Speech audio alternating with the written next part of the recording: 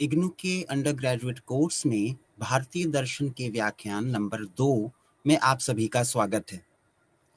अपने पिछले व्याख्यान में हमने देखा कि भारतीय दर्शन कुछ आयामों में पाश्चात्य दर्शन से भिन्न, अद्वितीय एवं अनूठा हो जाता है।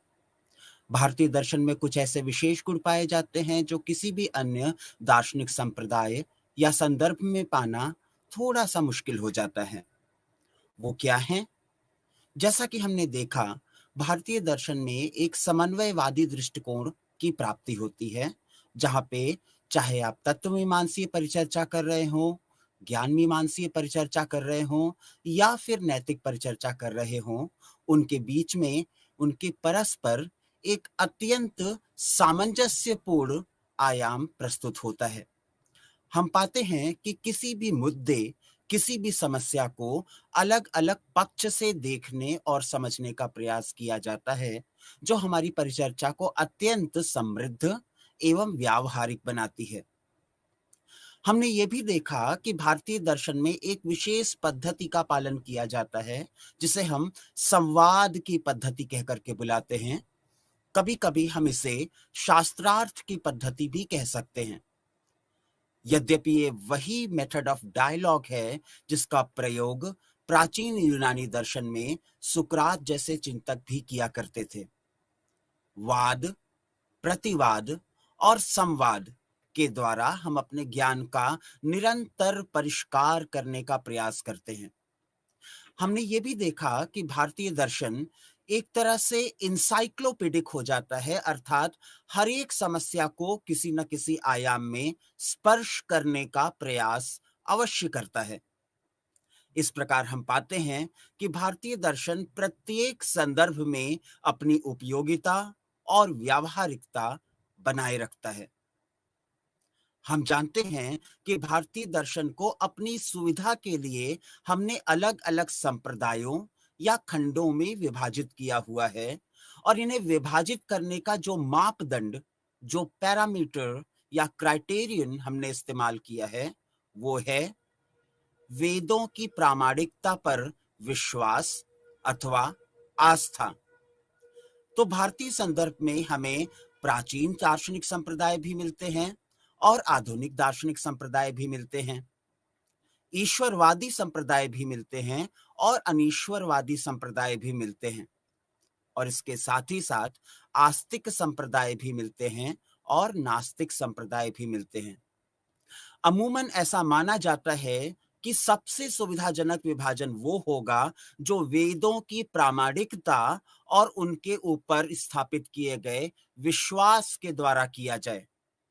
तो वे दार्शनिक संप्रदाय जो वेदों की प्रामाणिकता को स्पष्ट अथवा साक्षात रूप से स्वीकार करते हैं, उन्हें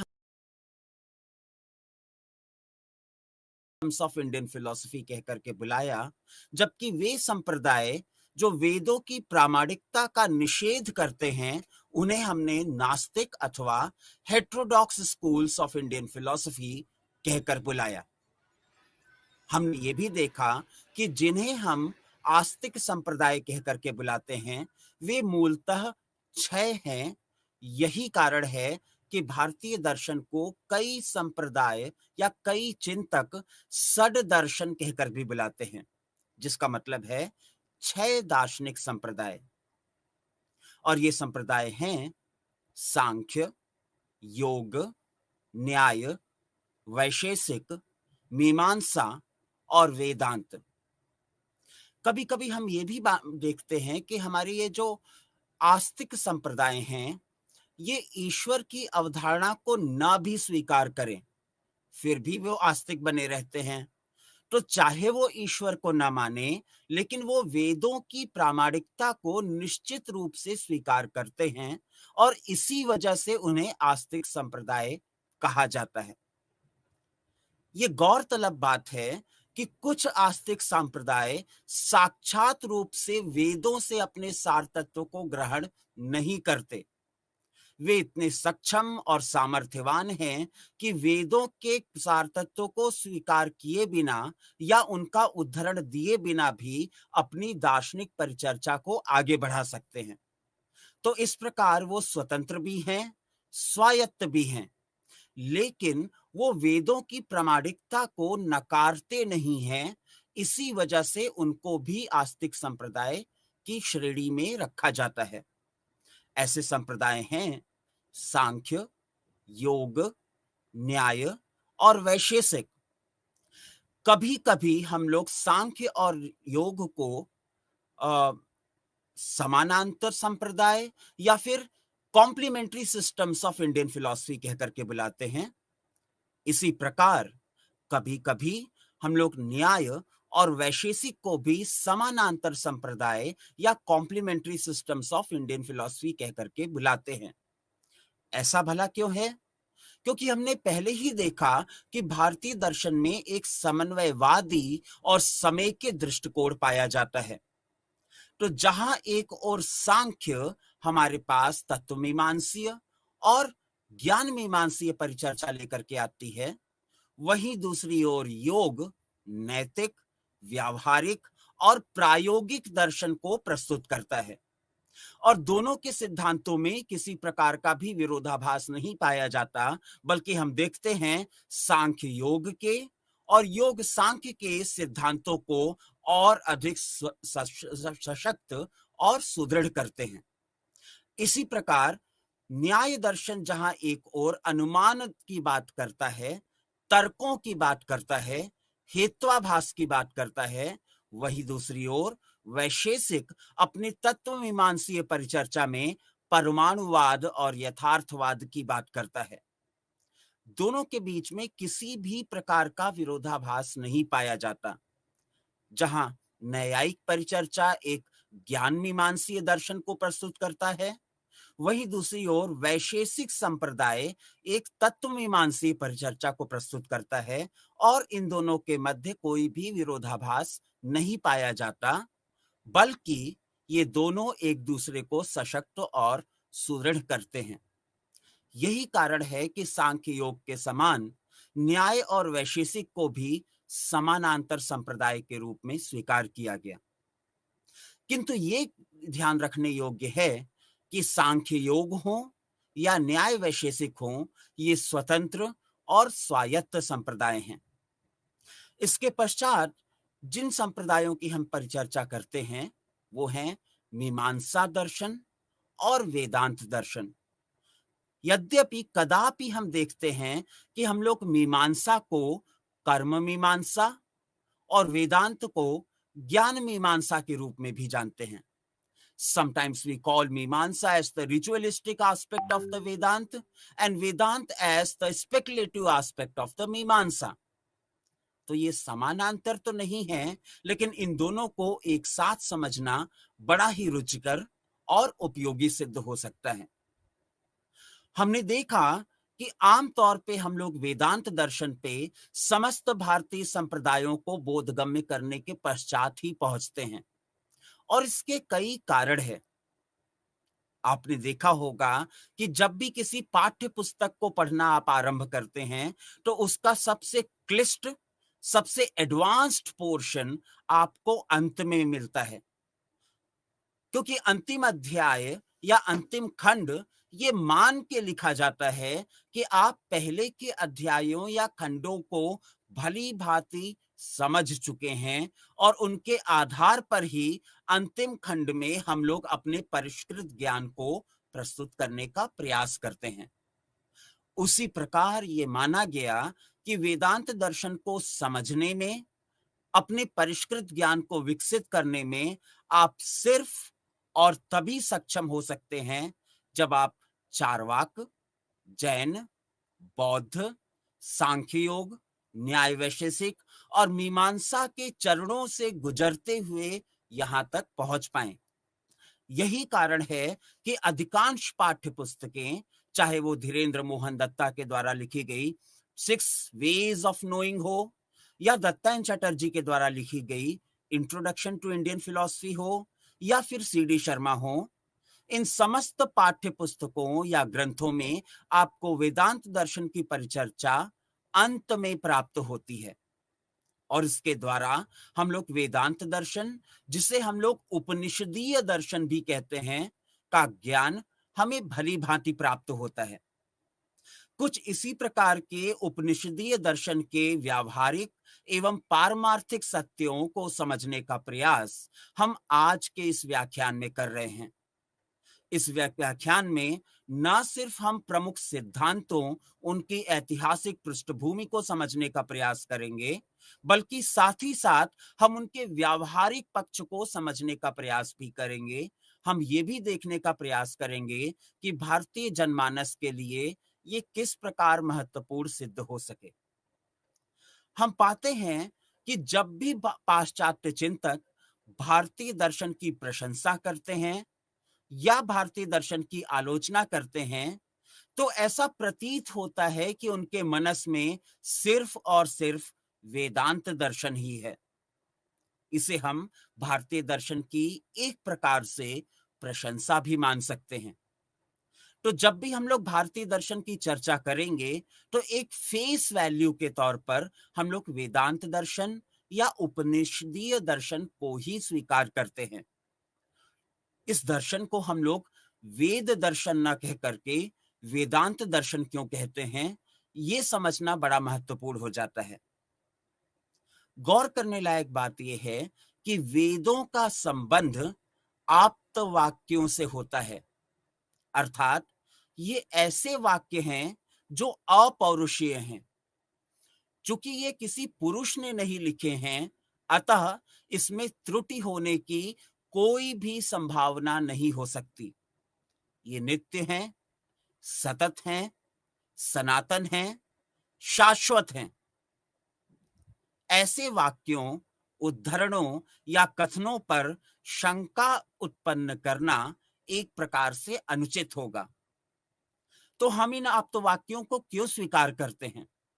हम इन आप्तवाक्यों को अपनी श्रद्धा, अपनी विश्वास, अपनी आस्था के आधार पर स्वीकार करते हैं। और चूंकि हम इन्हें तर्क के आधार पर नहीं, बल्कि अपनी आस्था के आधार पर स्वीकार कर रहे हैं, अतः इन पर तो प्रश्न उठाया ही नहीं जा सकता। किंतु हमने पहले ही देखा है कि philosophy by nature is interrogatory in nature. दर्शन शास्त्र का मूल स्वभाव ही प्रश्न पूछना है और उनके उत्तरों को तलाशना है। यदि हमारे पास उत्तर पहले से हैं भी, तो हम प्रश्न पूछने की कला, संवाद के द्वारा अपने पहले से स्थापित ज्ञान को और अधिक परिष्कृत करने का प्रयास करते हैं। That is why philosophy is called as the art of refinement. यही वजह है कि हम ऐतरेय उपनिषद में वर्णित चरैवती चरैवती के सिद्धांत को स्वीकार करते हैं। अर्थात जो ज्ञान आपको प्राप्त हो गया है, उस ज्ञान से संतुष्ट ना हो, बल्कि उसे निरंतर तब तक घिसते रहें जब तक आपके पास ज्ञान अपने शुद्धतम स्वरूप में प्राप्त न हो जाए। तो भला वेदों के इन आप्त वाक्यों के ऊपर हम प्रश्न कैसे उठाएं? एक तरफ तो आप्त वाक्य होने के कारण आप उन पर प्रश्न नहीं उठा सकते। दूसरी ओर अगर आप प्रश्न नहीं उठाएंगे, आप केवल श्रद्धा के आधार पर उन्हें स्वीकार कर लेंगे, तो वो दर्शन नहीं रह जाएगा, वो धर्म बन जाएगा। यही कारण है कि देयर इज अ मिसनोमर, एक भ्रांति है जिसका निवारण मैं आज के व्याख्यान में करना चाहूंगा। धर्म वैदिक होता है क्योंकि धर्म फेथ सेंट्रिक होता है, आस्था जनित होता है। यही कारण है कि हम लोग मूलतः हिंदू धर्म की बात न करके सनातन धर्म या फिर वैदिक धर्म की बात करते हैं। ये सनातन धर्म सनातन इसलिए है, शाश्वत इसलिए है, क्योंकि ये आप्त वाक्यों पर आधारित है और ये आप्त वाक्य अपौरुषीय होने के कारण त्रुटियों से विहीन हैं। किंतु ये अत्यंत क्लिष्ट हैं, इन्हें आत्मसात करना तनिक मुश्किल होता है और ये दर्शन शास्त्र की विषय वस्तु कदापि नहीं बन सकते। तो ऐसे में वेदों में दिए गए इन वाक्यों का के ऊपर प्रश्न वेदों में तो कदापि नहीं उठाए जा सकते, लेकिन इनसे संबंधित साहित्य में इनके ऊपर प्रश्न अवश्य उठाए जाते हैं। तो ये बड़ा ही चतुराई भरा कार्य है कि एक तरफ तो हम आप्तवाक्यों को स्वीकार करेंगे, इन्हें श्रद्धा जनित मानेंगे, वहीं दूसरी ओर इन पर प्रश्न उठाने, इनकी व्याख्या करने की संभावना को भी स्वीकार किया गया है। यदि हमने ऐसी संभावनाओं, ऐसे विकल्पों को स्वीकार न किया होता, तो शायद संभवतः हम सिर्फ और सिर्फ एक धर्म बन के रह जाते, एक मोक्ष शास्त्र बनकर रह जाते, लेकिन हम दर्शन कदापि नहीं बन सकते। किंतु यहाँ पर हम दर्शन शास्त्र की परिचर्चा कर रहे हैं, और यही कारण है कि हमारा ध्यान वेदों पर न होकर के वेदांतों पर होता है। अब ये वेदांत भला क्या होते हैं? मूलतः ये माना गया कि वेदों के ऊपर आधारित दार्शनिक परिचर्चा हमको उपनिषदों में मिलती है, और यही वजह है कि हम इसे उपनिषदीय दर्शन कहकर भी बुलाते हैं। अब ये उपनिषदीय दर्शन भला क्या होता है, इसकी परिचर्चा यहाँ पर आवश्यक हो जाती है। इस चर्चा को आरंभ करने से पहले हम थोड़ा सा इसकी ऐतिहासिक पृष्ठभूमि को समझ लेते हैं, ताकि अपनी समझ को और बेहतर बनाने में ये सहायक सिद्ध हो सके। हम पाते हैं कि उपनिषदीय परिचर्चा आमतौर पे उपनिषद नामक ग्रंथों में प्राप्त होती है, जो तकरीबन तकरीबन 900 ईसा पूर्व से 300 ईसा पूर्व के बीच में लिखे गए। इनके लिए कोई एग्जैक्ट डेट या क्रोनोलॉजी नहीं दी जा सकती, बल्कि ये वो विंडो या ब्रैकेट है जिसमें हम लोग उपनिषदों की उत्पत्ति को मानते हैं। और हम ये भी मानते हैं कि उपनिषद ही वो ग्रंथ हैं जो दार्शनिक प्रकृति या स्वभाव को ग्रहण करते हैं। गौरतलब बात यह है कि 900 ईसा पूर्व से 300 ईसा पूर्व तक का ये वो काल विशेष है जब भारतीय समाज ने पारंपरिक वैदिक अनुष्ठानों, यज्ञों, कर्मकांडों पर प्रश्न उठाने आरंभ कर दिए थे। इन्हें संशय की दृष्टि से देखा जाने लगा था।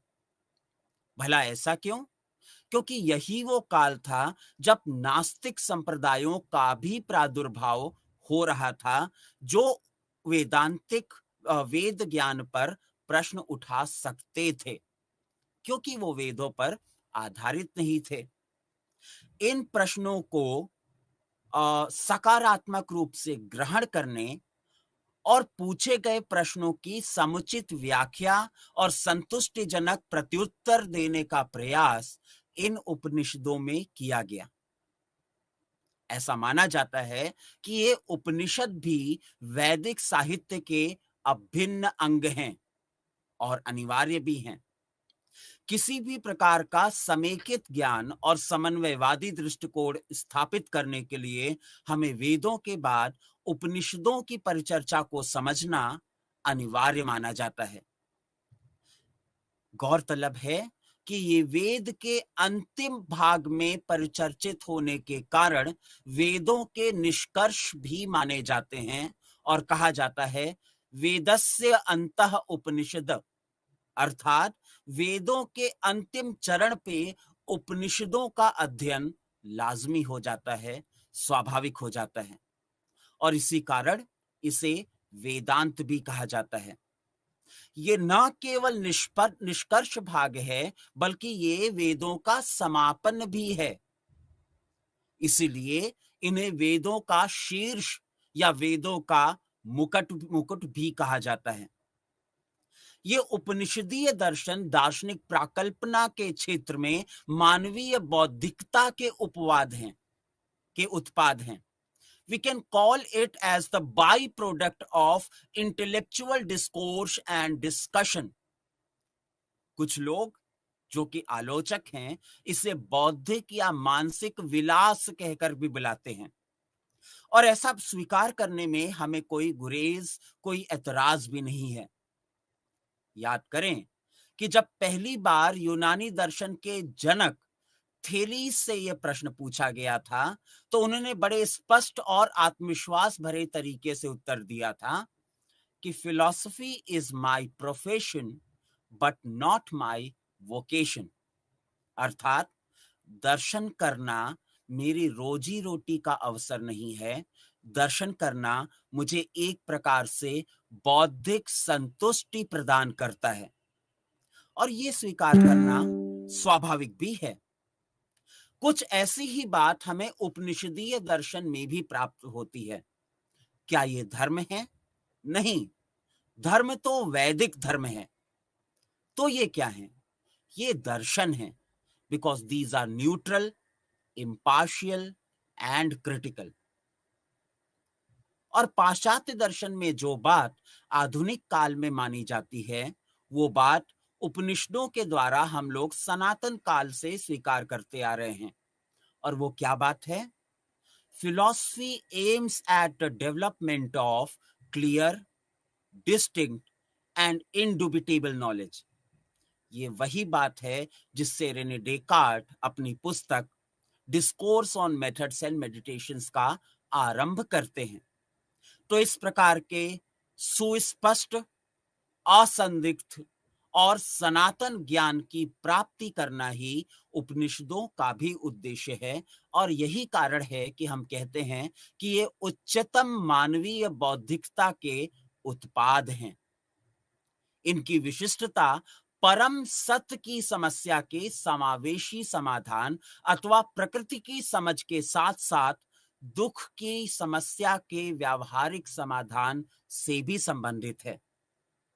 ये वैज्ञानिक, आध्यात्मिक, पराभौतिक अर्थात मानवीय विकास के समस्त पहलुओं को स्पर्श करते हैं और इनको समाहित करते हुए इन्हें वर्तमान काल में भी एक प्रासंगिकता प्रदान करते हैं। ऐसा माना गया कि उपनिषद ब्रह्मविद ऋषियों की शिक्षाओं के प्रतिनिधि हैं। इन्हें उपनिषद क्यों कहा गया होगा, इसकी चर्चा भी अत्यंत रुचिकर है।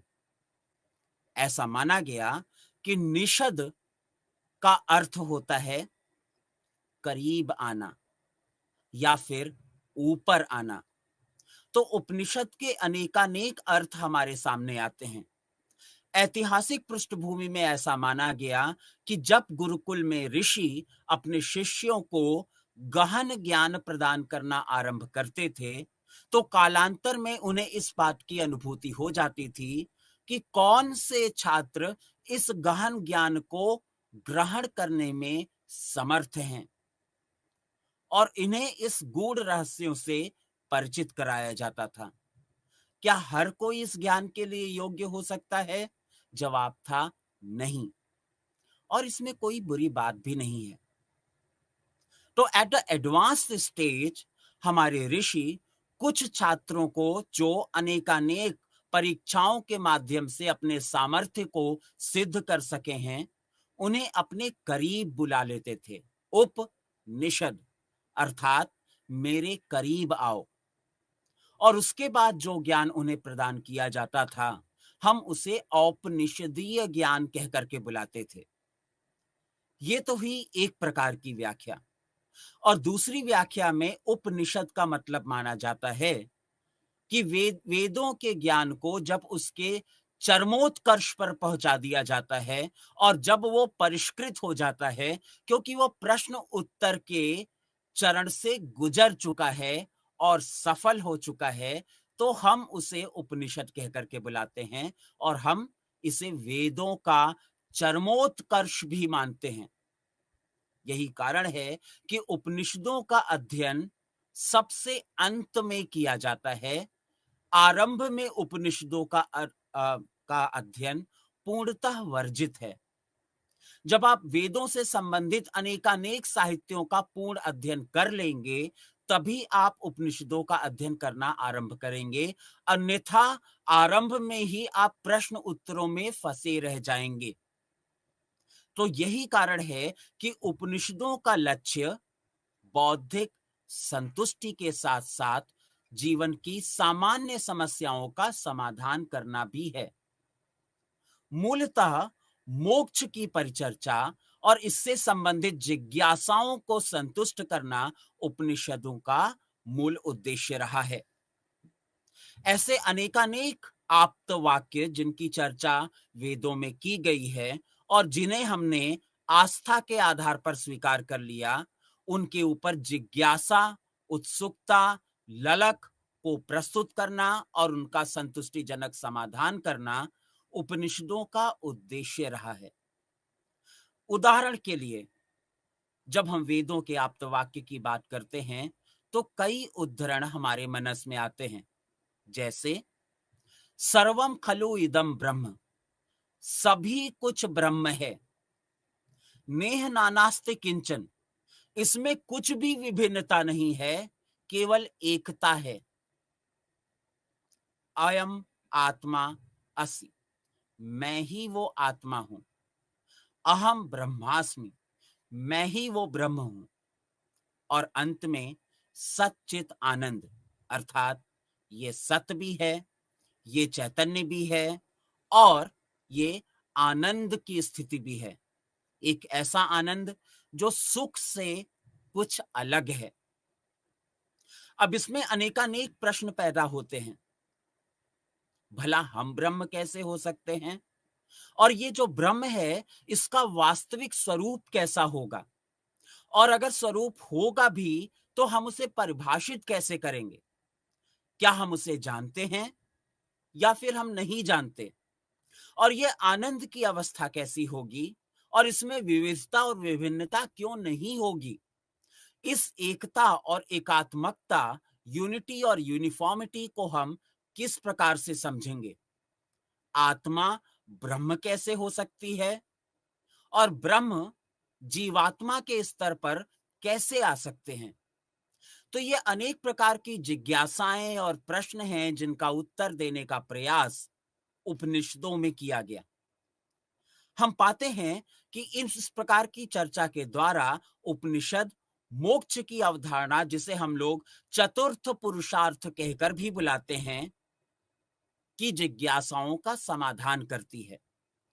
धर्म, अर्थ और काम के वैदिक लक्ष्य को एक कदम और आगे ले जाते हुए उपनिषदों ने जीवन की समस्त संभावित जिज्ञासाओं के परम लक्ष्य मोक्ष को सिद्ध करने का प्रयास किया है और इसका वर्णन भी किया है। इन उपनिषदों के दिए गए प्रश्नों, इनके उत्तरों और इनके द्वारा प्राप्त शिक्षाओं को दो अलग अलग आयामों में समझा जा सकता है। सैद्धांतिक यानी कि थ्योरेटिकल और व्यावहारिक यानी कि प्रैक्टिकल। पहले हम लोग सैद्धांतिक पक्ष की चर्चा करते हैं। आमतौर पे हम मानते हैं कि यह सैद्धांतिक पक्ष तीन बिंदुओं पर आधारित है जिनकी चर्चा उपनिषदों में की जाती है। ये हैं आत्म, जिसे हम लोग जीवात्म भी कह करके बुलाते हैं या जीव भी कह करके बुलाते हैं, और इसे हम लोग मानव का सार तत्व मानते हैं।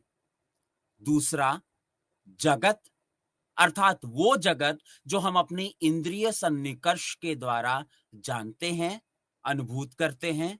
ये जगत बाह्य जगत भी हो सकता है, आंतरिक जगत भी हो सकता है, भौतिक जगत भी हो सकता है और मानसिक जगत भी हो सकता है। और तीसरा ब्रह्म, जिसे हम लोग इस जगत के सार तत्व के रूप में स्वीकार करते हैं, जो इस जगत का एकमात्र और अंतिम लक्ष्य हो सकता है।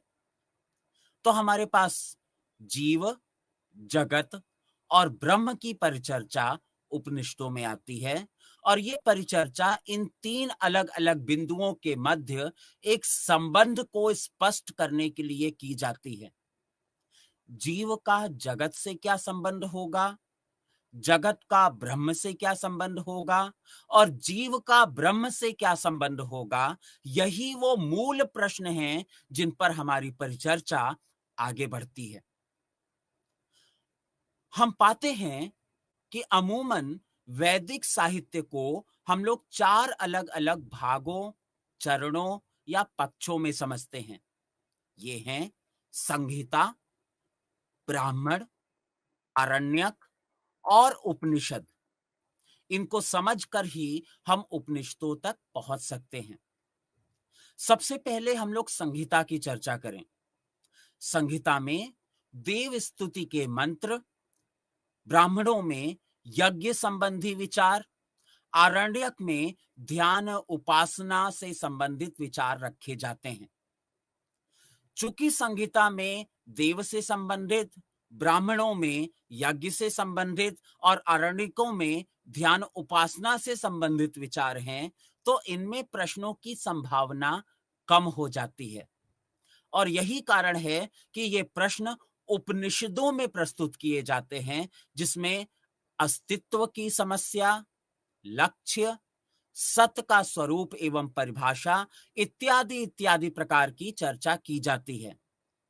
ऐसा माना जाता है कि संहिता से उपनिषद तक की यात्रा कुछ इस प्रकार है, जिस प्रकार बादलों से छिपे हुए सूर्य को अपने प्रयासों के द्वारा स्पष्ट किया जाए।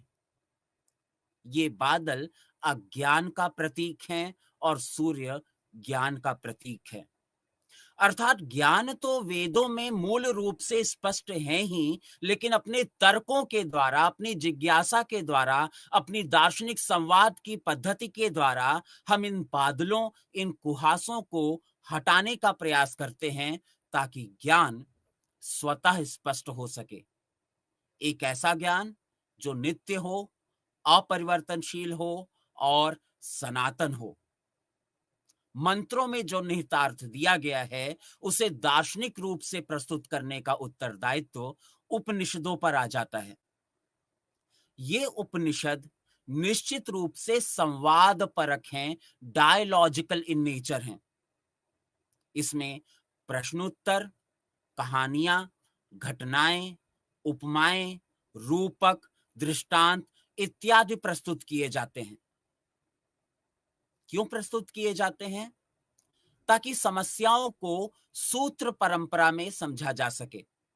अपने पिछले व्याख्यान में हमने देखा था कि भारतीय दर्शन की अधिकांश परिचर्चाएं हमारे समक्ष प्रश्नोत्तर शैली, संवाद शैली या सूत्र शैली में प्रस्तुत होती है। एक प्रश्न पूछा जाता है, उसका उत्तर दिया जाता है, उत्तर से एक और प्रश्न उत्पन्न होता है, उसका उत्तर दिया जाता है, और इस प्रकार प्रश्न उत्तर की प्रक्रिया तब तक चलती रहती है जब तक जिज्ञासु पूर्ण रूप से संतुष्ट न हो जाए। यह पूर्ण संतुष्टि की अवस्था ही अंतिम अवस्था है। ऐसी परिचर्चा हमको यम नचिकेता संवाद, नारद सनत कुमार संवाद इत्यादि इत्यादि में प्राप्त होती है। और इन प्रश्नों का उत्तर अनेकानेक दार्शनिकों ने अपने भाष्य में देने का प्रयास भी किया है।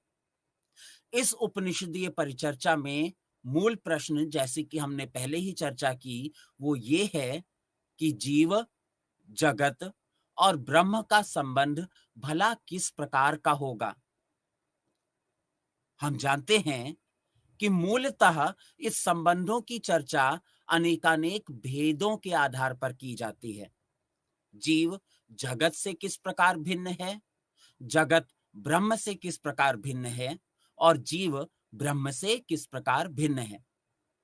किंतु भेद तो तीन अलग अलग प्रकार के होते हैं: सजातीय भेद, विजातीय भेद और स्वगत भेद, जिसको हम लोग हेट्रोजेनस डिस्टिंक्शन, होमोजेनस डिस्टिंक्शन और इंटरनल डिस्टिंक्शन कह करके बुलाते हैं। भला ये भेद किस प्रकार का है? याद करने लायक बात है कि विजातीय भेद या हेट्रोजेनस डिस्टिंक्शन वो होते हैं जिसमें एक वस्तु का दूसरे वस्तु से विभेद स्थापित किया जाए। उदाहरण के लिए, एक गौ का एक अश्व से विभेद, एक काऊ का एक हॉर्स से विभेद एक विजातीय भेद है, क्योंकि दोनों अलग अलग जाति से संबंधित हैं। जाति संबंध का भी अनेकानेक प्रकार से गलत अर्थ लगाया गया है और उसे भी स्पष्ट कर देना आवश्यक है। जाति का अर्थ एक ऐसे क्लास से है जो समान गुणों पर आधारित हो। तो गो के गुण अश्व के गुण से नितांत भिन्न हैं और इस प्रकार ये दोनों अलग अलग जाति से संबंधित हैं और इसलिए इनका भेद विजातीय भेद है, हेट्रोजेनस डिस्टिंक्शन है। वहीं दूसरी ओर एक गो का दूसरी गो से विभेद सजातीय विभेद या होमोजीनस डिस्टिंक्शन है। क्योंकि दोनों गाय हैं तो दोनों एक ही जाति, एक ही क्लास से संबंधित हैं। तथापि इनके मध्य विभेद तो होगा क्योंकि एक काऊ 1 है और दूसरी काऊ 2 है। ऐसे विभेद को हम सजातीय विभेद कहते हैं। और तीसरा विभेद वो विभेद है जिसको हम स्वगत विभेद कह करके बुलाते हैं। उदाहरण के लिए एक गाय की सींगों का उसी गाय के खुरों से विभेद स्वगत विभेद कहा जाता है। मेरे हाथ और मैं का विभेद स्वगत विभेद है। ये दोनों एक होते हुए भी एक नहीं कहे जा सकते, कुछ संदर्भों में एक दूसरे से अलग हैं। ये स्वगत विभेद उसी प्रकार का विभेद है जो आधे और पूरे का विभेद होता है। The distinction between the half and the full is an internal distinction, क्योंकि आधा पूरे के बिना नहीं बन सकता और पूरे को आधे के बिना परिभाषित नहीं कर सकते। तो प्रश्न ये उठता है कि जीव जगत और ब्रह्म का संबंध किस विभेद पर आधारित है? क्या वो विजातीय है, क्या वो सजातीय है, या फिर वो स्वगत है? अनेकानेक दार्शनिकों जैसे शंकराचार्य, माधवाचार्य, वल्लभ, निम्बार्क, बलदेव इत्यादि ने अलग अलग प्रकार के विभेदों को स्वीकार करते हुए इनकी व्याख्या भी की है। और इन व्याख्याओं को समझना और इनको स्पष्ट करना ही एक दार्शनिक परिचर्चा को जन्म देता है। जहां एक ओर निम्बार्क, बलदेव इत्यादि मानते हैं कि जीव और जगत ब्रह्म से अलग है, क्योंकि अगर अलग ना होता तो ये कहना कि दोनों एक ही हैं इसका कोई अर्थ ना होता। जब मैं कह रहा हूं कि अहम ब्रह्मास्मि, तो इसका मतलब है कि कुछ ना कुछ विभेद तो होगा, क्योंकि अगर विभेद ना होता तो ये कहना कुछ इसी प्रकार का होता कि a bachelor is a bachelor. किंतु ये तो एक पुनरुक्ति है, ये टटोलॉजी है और ये अ, असंगत हो जाता। इसका मतलब है जब हम ये कह रहे हैं कि दोनों के बीच में विभेद नहीं है, तब भी कुछ ना कुछ विभेद तो होगा। दूसरी ओर एक ऐसा संप्रदाय है जो इसको साक्षात शाब्दिक अर्थों में स्वीकार कर रहा है, जब वो कहता है कि अगर कहा गया है कि दोनों में कोई विभेद नहीं है, तो वास्तव में दोनों में कोई विभेद नहीं है। एक और संप्रदाय कहेगा दोनों में विभेद है भी और नहीं भी है, क्योंकि ये विभेद एक विशिष्ट प्रकार का विभेद है। यही कारण है कि अनेकानेक वेदांती संप्रदायों का जन्म होता है, जिन्हें हम द्वैत, अद्वैत, विशिष्टाद्वैत, शुद्धाद्वैत, द्वैताद्वैत आदि आदि नामों से पहचानते हैं और समझते हैं।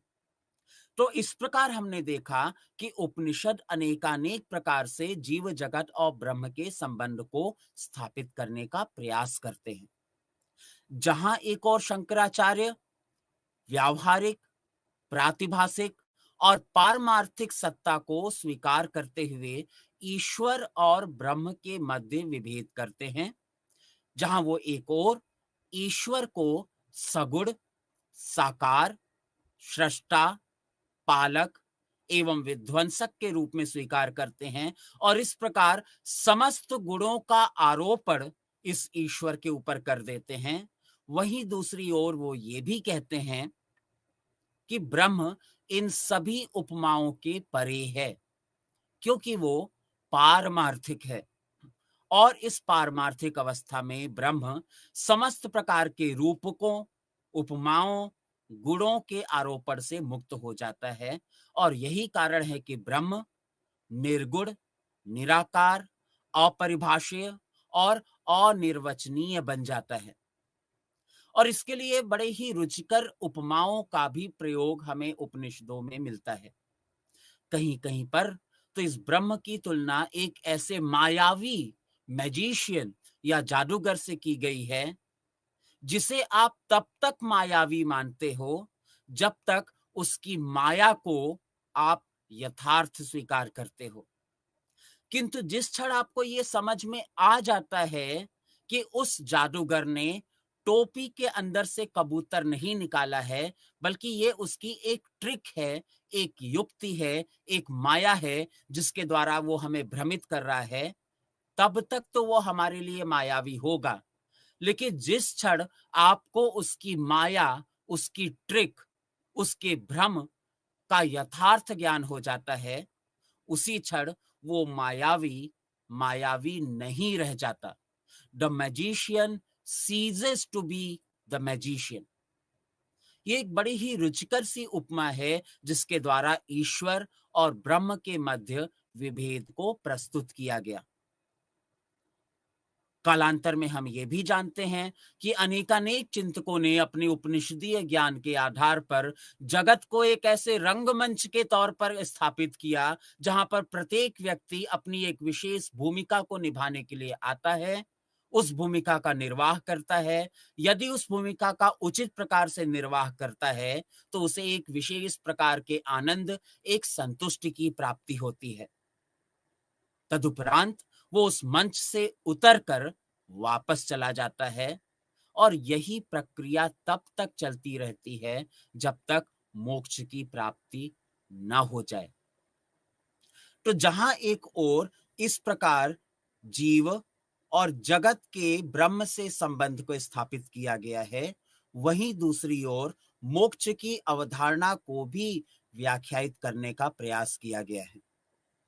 And I must say it is a very challenging task, क्योंकि किसी भी अवस्था को परिभाषित करने के लिए उसकी तुलना योग्य किसी और टर्म या फिनोमिना का होना अनिवार्य होता है। किंतु मोक्ष तो ब्रह्म के समान ही अद्वितीय है, विलक्षण है, अपरिभाषीय है। तो हम इसकी परिभाषा कुछ रूपकों के माध्यम से करते हैं। ऐसा कहा जाता है कि सामान्यतः हमारी निद्रा की 4 अलग अलग अवस्थाएं होती हैं, जिन्हें हम जागृत, वेकफुल स्टेट, स्वप्न, ड्रीमफुल स्टेट, सुषुप्ति, ड्रीमलेस स्टेट और तुरीय अवस्था यानी कि ब्लिसफुल स्टेट के रूप में जानते हैं। ऐसा बताया गया कि अमूमन हम अपनी निद्रा की अवस्था में प्रत्येक रात्रि जागृत से होते हुए, स्वप्न से गुजरते हुए सुषुप्ति अवस्था तक तो पहुंचते हैं, किंतु वहां से फिर वापस लौट आते हैं। किंतु ये सुषुप्ति अवस्था, जिसे हम लोग स्वप्नों से रहित निद्रा की अवस्था कहकर के बुलाते हैं, ये क्षणिक रूप से उस अंतिम आनंद का आभास कराता है जो संभवतः हमें तुरीय अवस्था में प्राप्त होगा। ना तो सुख, ना ही दुख, ना तो सफलता, ना ही विफलता, ना तो कुछ प्राप्त करना और ना ही कुछ खोना। यही वो आनंद की अवस्था, ब्लिसफुल स्टेट है जिसे हम प्राप्त करना चाहते हैं, जिसमें हम साक्षी भाव के साथ निवास कर सकते हैं। यही वो मोक्ष की अवस्था है जिस तक पहुंचने के लिए हमारे उपनिषद सदैव हमको प्रेरित करते रहते हैं। इन उपनिषदों के आधार पर अलग अलग प्रकार से व्याख्या भी की गई है। तो जहां एक और शंकराचार्य इस तुरीय अवस्था को ब्लिसफुल स्टेट कह करके बुलाते हैं और ईश्वर की अवधारणा को भ्रमक या फिर माया जनित मानते हैं, वहीं दूसरी ओर रामानुजाचार्य इस जगत को मायोपजनित न मान करके यथार्थ मानते हैं। किंतु ऐसे में वो कारण ब्रह्म और कार्य ब्रह्म के मध्य विभेद करते हैं। कारण ब्रह्म वो है जो निर्गुण, निराकार और निर्वचनीय है, और कार्य ब्रह्म वो तब हो जाता है जब वो इस संसार, इस जगत और इसके तत्वों के रूप में हमारे समक्ष प्रस्तुत होता है। इस जगत की अवस्था को जहां शंकराचार्य ने माया के द्वारा जनित माना, वहीं दूसरी ओर रामानुजाचार्य ने यथार्थ अवस्था के रूप में स्वीकार किया।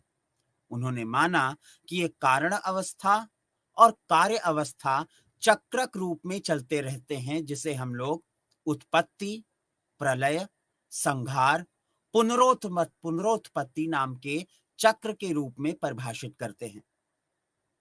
तो इस प्रकार आप देखते हैं, एक ही प्रकार के आप्त वाक्यों की अलग अलग प्रकार से व्याख्या संभावित हो सकती है, और यही प्रयास हमें हमारे उपनिषदों में प्राप्त होता है। यही वो प्रश्न है जो जिज्ञासु इन उपनिषदों में पूछता है, और ज्ञाता उन प्रश्नों का उत्तर देता है। इस प्रकार के उत्तर देने वाले ज्ञाता को ब्रह्मविद कहा गया है, क्योंकि उसने ब्रह्म की विद्या को साध लिया है, उसमें पारंगत हो गया है, और तत्पश्चात वो इसी विद्या को दूसरे तक पहुंचाने का प्रयास भी करता है। और इसी प्रकार मोक्ष की अवस्था को भी अनेकानेक रूपों में परिभाषित किया जा सकता है। कुछ इसे प्रपत्ति के रूप में पहचानते हैं, तो कुछ इसे समपत्ति के रूप में स्वीकार करते हैं। कुछ इसे ब्रह्म हो जाना मानते हैं, कुछ इसे ब्रह्म के समान हो जाना मानते हैं, और कुछ इसे ब्रह्म के समीप हो जाना मानते हैं। यही कारण है कि सामीप्य अवस्था की संभावना भी है और सायुज्य अवस्था की गुंजाइश भी है। तो इस प्रकार के अनेकानेक रुचिकर किंतु क्लिष्ट प्रश्नों का उत्तर खोजने का प्रयास इन उपनिषदों के सैद्धांतिक पक्ष में किया जाता है। किंतु क्या ये उपनिषदीय परिचर्चा सिर्फ और सिर्फ बुद्धि विलास है? उत्तर होगा हां और नहीं, यस एंड नो। एक पक्ष में ये शुद्धतम रूप से एक बौद्धिक क्रिया के रूप में स्वीकार किए जा सकते हैं, किंतु दूसरे पक्ष में इनका एक व्यावहारिक प्रयोग भी किया जा सकता है। ये व्यावहारिक इसलिए हैं क्योंकि समाज को अनुशासित, व्यवस्थित बनाने में भी ये सहायक सिद्ध होते हैं, और यही कारण है इस संबंध की स्थापना करने के लिए ऋत की अवधारणा को भी स्वीकार किया जाता है। ये वही ऋत है जिसे वेदों में एक यूनिवर्सल मॉरल कॉस्मिक ऑर्डर के रूप में स्वीकार किया गया। ये सार्वभौमिक हैं, नैतिक हैं और ब्रह्मांडिक हैं, अर्थात ये जगत के हर पक्ष पर आरोपित होंगे, चाहे वो जीव हो, अजीव हो, नश्वर हो या अनंत हो। इसे अनेकानेक प्रकार से समस्त आस्तिक संप्रदायों और कुछ नास्तिक संप्रदायों ने भी स्वीकार किया है। जहां न्यायिक दर्शन इसको अपवर्ग के रूप में स्वीकार करता है, सांख्य इसको अपूर्व के रूप में स्वीकार करता है, वेद इसे ऋत के रूप में स्वीकार करते हैं, लेकिन बौद्ध भी इसे कम्म के नियम के रूप में स्वीकार करता है। यदि एक सीधी सरल परिभाषा देनी हो तो ये कहा जा सकता है, सत्य की रक्षा के लिए बनाए गए नियमों को ही ऋत के रूप में स्वीकार किया जाता है। इस ऋत, जिसे हम लोग सुविधाजनक रूप से कर्म का नियम कहकर के बुलाते हैं, दो पक्षों में समझा गया, कृतप्रनाश और अकृतभ्य उपगम। कृतप्रनाश का अर्थ है आपके द्वारा किए गए कर्म कभी भी नष्ट नहीं होते जब तक वो अपना उचित परिणाम न दे दें। दूसरी ओर अकृतभ्य उपगम का अर्थ होता है आपको किसी भी ऐसे उपगम या परिणाम की प्राप्ति नहीं हो रही जो स्वयं आपके द्वारा ही न किए गए हों। तो इसका व्यावहारिक पक्ष ये है कि आप अपने कर्मों के लिए जिम्मेदार हैं, उत्तरदायी हैं, और इसके लिए आप किसी भी दूसरे को उत्तरदायी नहीं ठहरा सकते। ये ऋत का नियम सार्वभौमिक नियम है और ऐसा माना गया ये नियम ही समस्त जगत को संचालित करता है। ये नियम स्वयं में अपौरुषीय है। अपनी पुस्तक इंडियन फिलॉसफी वॉल्यूम 1 एंड 2 में डॉक्टर एस राधाकृष्णन कहते हैं, मैं उन्हीं को कोट कर रहा हूं, It is not infrequently that we find that men who are born and brought up under the similar situations differ so much in the enjoyment and achievements of their life. Some are happy while others sad. Some are wise while others ignorant. Some are healthy while others diseased. Some are successful while others are failures. How can you describe such multiplicities unless and until you accept the universal moral cosmic order of Rita? इस प्रकार की विविधताओं, विभिन्नताओं, असामंजस्यताओं को आप किस प्रकार परिभाषित करेंगे? जब तक कि आप इस ऋत के कर्म के नियम को स्वीकार न कर लें। यह बड़ा ही रुचिकर है कि जहां अन्य सभी धर्मों में इस तथाकथित कर्म के नियम को ईश्वर के अधीन माना गया, वहीं भारतीय संप्रदायों की ये विशेषता, विलक्षणता है कि ऋत का नियम इतना अधिक सनातन है, शाश्वत है कि स्वयं ईश्वर भी इस नियम के अंतर्गत काम करता है। यही वो कारण है कि यदि कोई असुर भी तपस्या करेगा तो उसके इस सुकर्म के लिए ईश्वर को उसे वरदान देना पड़ेगा, यद्यपि ईश्वर को पता है कि इस वरदान का दुरुपयोग होगा। किंतु कर्म का नियम कहता है कि कर्म का फल भी मिलना चाहिए, इसलिए इस तपस्या के प्रति वरदान देना ईश्वर का भी दायित्व बन जाता है। तो ये एक विलक्षण संप्रदाय है जिसका व्यावहारिक पक्ष हमको उपनिषदों में प्राप्त होता है। अमूमन वर्णाश्रम व्यवस्था को अत्यंत नकारात्मक तरीके से प्रायः परिभाषित किया जाता है, किंतु यदि हम इसको इसके उचित संदर्भों में पाएं तो हम समझते हैं कि वर्ण और आश्रम व्यवस्था एक ऐसी तकनीक है जिसके द्वारा ये स्पष्ट किया जा सके कि प्रत्येक जीव का एक विशेष अवस्था में क्या उचित दायित्व, क्या उचित कर्तव्य या कर्म होना चाहिए। यदि आप विद्यार्थी हैं तो आपका क्या कर्तव्य है, यदि आप शिक्षक हैं तो आपका क्या कर्तव्य है, और यदि आप पिता, माता, पुत्र, पुत्री हैं तो आपका क्या कर्तव्य होगा। जीवन के एक विशेष चरण में आपका कर्तव्य बदल जाएगा और दूसरे चरण में आपका कर्तव्य कुछ और हो जाएगा। और इसका निर्धारण हम कैसे करेंगे? एक सुनिश्चित, सुव्यवस्थित, सशक्त, सुदृढ़ वर्णाश्रम व्यवस्था पर आधारित कर्म अथवा ऋत के नियम के द्वारा। ये ऋत ही तो वही प्रारब्ध है जिसे हम अपने भाग्य के रूप में पहचानते हैं। अमूमन इस कर्म को 3 अलग अलग रूपों में विभाजित किया गया। वो कर्म जो हम कर्म कर चुके हैं और जिनके ऊपर हमारा कोई नियंत्रण नहीं है, इसे हम लोग आरब्ध या प्रारब्ध कर्म कह करके बुलाते हैं। दूसरी ओर वो कर्म जो अभी किए जा रहे हैं या किए जाने हैं, उन्हें हम लोग अनारब्ध कर्म कह करके बुलाते हैं।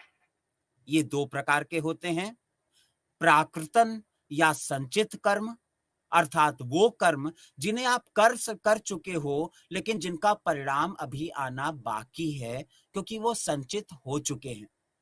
दूसरी ओर क्रियमान और संचयमान कर्म, अर्थात वो कर्म जो आप राइट हियर राइट नाउ कर रहे हो या फ्यूचर में करोगे, भविष्य में करोगे। निश्चित रूप से इनके परिणाम बाद में आएंगे। तो प्रारब्ध वही कर्म है जो आपने किए हैं और जिनका परिणाम आपको प्राप्त होना है।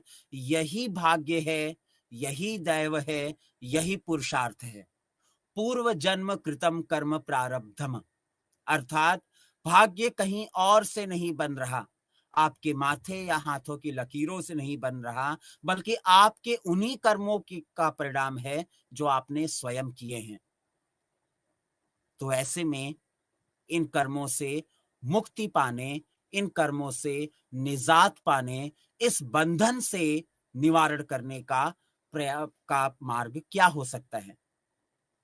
ग्रंथ स्पष्ट रूप से बताते हैं, इनका एकमात्र और सुनिश्चित उपाय है पुरुषार्थ, अर्थात निष्काम कर्मों को करना। निष्काम कर्म वो कर्म हैं जो आप बिना किसी मोह, बिना किसी प्राप्ति, बिना किसी प्रयोजन या बिना किसी आसक्ति के करते हो। ये वैराग्यपूर्ण या विरक्तिपूर्ण या अनासक्त कर्म हैं। इनमें कोई भी आसक्ति नहीं होती। तो हम इन्हें करते क्यों हैं? और यहाँ पे वर्णाश्रम धर्म व्यवस्था महत्वपूर्ण हो जाती है। आप ये कर्म इसलिए करते हो क्योंकि इस आश्रम के नाते ये आपका दायित्व है। It is your duty to perform such actions, लेकिन बिना किसी लाभ और हानि के। ये कर्म करने से आप उच्च भी नहीं हो जाते, ये कर्म करने से आप निम्न भी नहीं हो जाते। किसी विशेष प्रकार के कर्म को करने से आप सर्वश्रेष्ठ नहीं हो जाओगे और किसी विशेष प्रकार के कर्म करने से आप निम्नतम नहीं हो जाओगे। ये आपका कर्म है जो आपके लिए अद्वितीय है, विलक्षण है। ये एक ऐसे उबले हुए बीज के समान है जिसे आप कितना भी गहरा जमीन में बो दीजिए, इससे कोई भी वृक्ष उत्पन्न नहीं होगा। ये होता है पुरुषार्थ, ये होता है निष्काम कर्म। और ऐसे पुरुषार्थ का निरंतर पालन करने से आप पुराने कर्मों के, विगत कर्मों के फलों से भी मुक्त हो जाते हैं। और समस्त परिणामों से मुक्त होने पर जो अवस्था हमें प्राप्त होती है, उसे हम स्थित प्रज्ञ के रूप में जानते हैं। शब्दों को समझें। प्रज्ञ का अर्थ है हमारी मानसिक अवस्था, हमारा विजडम। और स्थित का मतलब है जो परिवर्तित ना हो। It is not fluctuating, it is not changing. अर्थात जब हमें सुनिश्चित सुस्थिर ज्ञान की प्राप्ति हो जाए, वही ब्रह्म विद्या है, वही ब्रह्म ज्ञान है। ये जान लेना कि ब्रह्म, ईश्वर, जीवात्मा, परमात्मा एक ही हैं, जिन्हें हम लोग अलग अलग पक्ष में समझ रहे हैं, यही परम ज्ञान है। इसीलिए हम इसे सर्वम खलु इदं ब्रह्म नेह नानास्ति किंचन तत् त्वम असि, अहम ब्रह्मास्मि, अयम आत्मा असि और सत चित आनंद कह करके बुलाते हैं। इसी प्रकार के ज्ञान की परिचर्चा और इसकी संपूर्ण संतुष्टिजनक और समुचित व्याख्या हमें औपनिषदीय ज्ञान में प्राप्त होती है, जिसे हम लोग वेदांत दर्शन कह करके बुलाते हैं। मैं एक बात को पुनः स्पष्ट कर देना चाहूंगा कि वैदिक धर्म होता है, वेदांतिक दर्शन होता है। धर्म में प्रश्न पूछने की संभावनाएं नहीं होती, लेकिन दर्शन में प्रश्न पूछना एक अनिवार्य चरण है, एक अनिवार्य पद्धति है, जिसके द्वारा आप परम ज्ञान को प्राप्त कर सकते हो। ये डायलॉजिकल होता है, ये फ्रूटफुल होता है, ये क्रिटिकल होता है। इसी प्रकार के ज्ञान की प्राप्ति के समस्त प्रयासों को हम लोग वेदांत संप्रदाय में स्वीकार करते हैं, चाहे वो अद्वैत दर्शन हो, द्वैत दर्शन हो, विशिष्ट द्वैत दर्शन हो या अनेकानेक अन्य प्रकार की उपशाखाएं होते हैं। तो उपनिषदीय दर्शन से संबंधित अनेकानेक भ्रांतियों का निवारण करने का प्रयास हमने इस परिचर्चा में किया। हमने ये स्वीकार किया कि कर्म का अच्छा या बुरा कोई भी परिणाम हो सकता है। कर्म अगले जन्म की स्थितियों को निर्धारित कर सकता है। हमारा वर्तमान जन्म पिछले जन्म के कर्मों से आधारित है और अगला जन्म वर्तमान जन्म पे आधारित है। जन्म मरण का अविरल चक्र नित्य चलता रहता है, जब तक हम अपने परम लक्ष्य को प्राप्त ना कर पाए। और परम लक्ष्य मोक्ष है, जो इस चक्र से मुक्ति है और इस चक्र से पलायन है। ये ज्ञान या ये विद्या परा और अपरा, अर्थात व्यावहारिक और पारमार्थिक दोनों जगतों में समान रूप से स्वीकार्य होती है। तो ये कहना कि भारतीय दर्शन अतीन्द्रिय है, सही भी है और गलत भी, क्योंकि हमारा भारतीय औपनिषदीय दर्शन सैद्धांतिक तो है ही, साथ में व्यावहारिक, उपयोगी और प्रासंगिक भी है। धन्यवाद।